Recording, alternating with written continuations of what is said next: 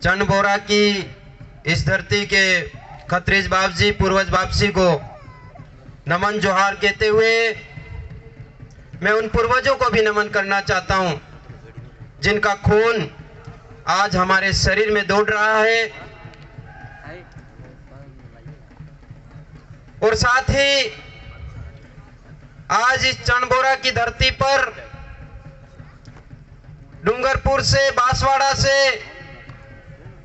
गुजरात से हमारे बीच में आए हुए सभी तमाम मेहमानों का इस भीलों की नगरी भीलुदा खराड़ी की धरती पर आप सबका हार्दिक जोहार, स्वागत, अभिनंदन करता हूं। मेरे से पहले प्रोफेसर मणिलाल जी ग्रासिया साहब ने भी बहुत सारी आपको बातें बताई। साथ ही हमारे बीच में पूरे भारत के वैचारिक गुरु माननीय भंवरलाल जी परमार साहब भी आपके बीच में आए हुए हैं, तो वो भी बहुत सारी जानकारी आपके बीच में उपलब्ध करवाएंगे। लेकिन साथ ही यहां पर आए हुए तमाम हमारे समुदाय की इस भारत भूमि के मूल मालिकों से मैं भी एक दो बातें कह करके मैं कम शब्दों में मेरी बात को समाप्त करूंगा। मैं बताना चाहता हूं कि जिस तरीके से आज हमारा जो समुदाय है उस समुदाय पर लगातार तरीके से शोषण हो रहा है, अत्याचार हो रहा है, दमन हो रहा है, उसको किस तरीके से रोका जाना चाहिए उस पर हमारे सभी विद्वान लोगों को मिलकर के चिंतन करना चाहिए, मनन करना चाहिए। आज की तारीख में हम लोग ये समझ रहे हैं कि जो लोग बाहर से आए हुए लोग हैं, बाहर से जो लोग इस धरती पर आए हुए हैं, जो लोग भिखारी बनकर भीख मांगने पर के लिए इस धरती पर आए हुए थे, उन भिखारियों ने हम लोगों को पूरी तरीके से उनकी व्यवस्था में जकड़ लिया गया है। जिस तरीके से राजनीतिक व्यवस्था के आधार पर भी उन लोगों ने हम लोगों को जकड़ा हुआ है। हमारी सबसे गंभीर बीमारियां दो तीन बीमारियां हैं। जिस तरीके से राजनीतिक बीमारी आती है वो पहले नंबर की बीमारी आती है, दूसरे नंबर की बीमारी धार्मिक बीमारी आती है। इसी तरीके से भक्ति और शक्ति के आधार पर भी हमारे लोग उन गैर लोगों की कंट्रोलिंग व्यवस्था में चल रहे हैं। इसलिए आज देश का मूल मालिक है ऐसा तो बोल रहे हैं, हमारे इलाके में 5वीं अनुसूची लागू होती है, अनुसूचित इलाका है ऐसा बोल रहे हैं। हमारे इलाके में अनुच्छेद 244 वन लागू होता है ऐसा भी बोल रहे हैं। हम लोग आर्टिकल 13(3) क की बात कर रहे हैं। लेकिन जब तक हम लोग पुनः शासन स्थापित नहीं कर देते, पुनः हम लोग राजा नहीं बन जाते, तब तक हम लोग ये अनुच्छेद हमारे लिए केवल ऐसे ही अनुच्छेद बनकर रह जाएंगे। हम लोग ये विशेष बता रहे हैं कि जिस तरीके से आज एक छोटा से लगा करके बड़ा नेता बनता है, वो भारत देश की विधि की, भारत देश के संविधान की सौगंध खाता है। जब शपथ लेता है तब वो बोलता है कि मैं भारत के संविधान के प्रति सच्ची निष्ठा रखूंगा, विधि द्वारा स्थापित सभी कर्तव्य का निर्वहन करूंगा। इस तरीके से भारत की विधि, भारत के कानून, भारत के संविधान की सौगंध खाता है। तो हम लोग ये बताना चाहते हैं कि जो लोग भारत देश के विधि, भारत देश के कानून, भारत देश का सौगंध खा रहे, वो लोग देशद्रोही हैं। उन लोगों के खिलाफ, देशद्रोहियों के खिलाफ हम लोगों को एक्शन लेने की जरूरत है। इसी बात को लेकर हमारी ये जो लड़ाई चल रही है, ये वैचारिक लड़ाई है और इसमें हमारे लोगों ने बहुत ही गजब की शानदार व्यवस्था बनाई है। हमारे लोगों ने हमारे लोगों के लिए निर्देशन की व्यवस्था बनाई है, सिलेक्शन की व्यवस्था बनाई है और नियंत्रण की व्यवस्था बनाई है।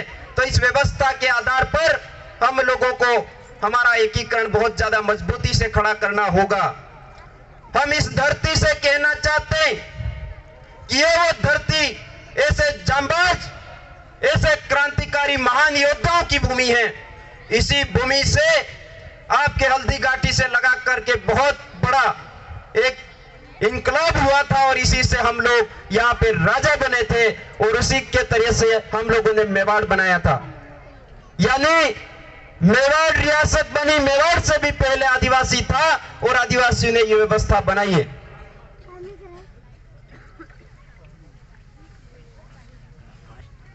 तो इसके लिए हम लोग कहना चाहते हैं कि जिस तरीके से हमारे पुरखे, हमारे पूर्वज ये बता के गए हैं कि आने वाला समय में डोरिये डोरिये दीवा लागेला, आने वाला समय में वायरे वात थायला, आने वाला समय में पलिये पलिये पानी वेसाए, आने वाला समय में बलदन बाहर उतरे।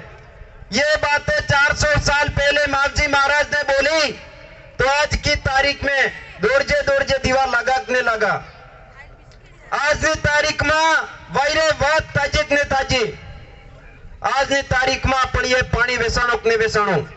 तो उसी समय ये बात और बोली कि लास्ट युग में कालिया थारे राज आवेला।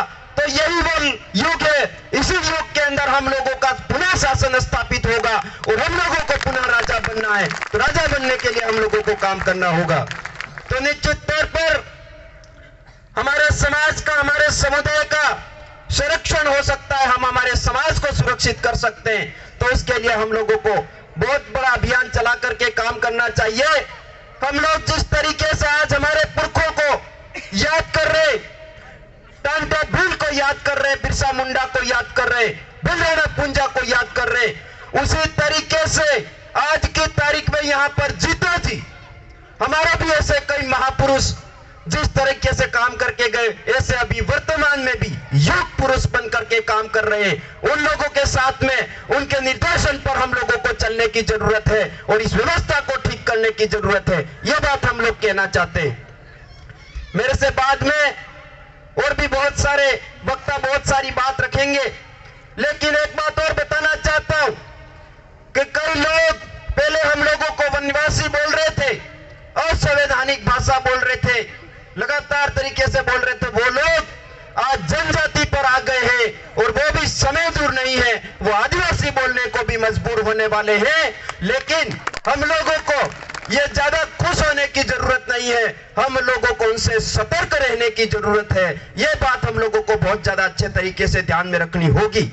तो हम लोग कहना चाहते हैं कि ना हम वनवासी हैं, ना वनवासी है, हम आदिवासी है, हम आदिवासी है, हम आदिवासी ही नहीं, भारत देश के मूल मालिक है, हम रियल ओनर ऑफ इंडिया।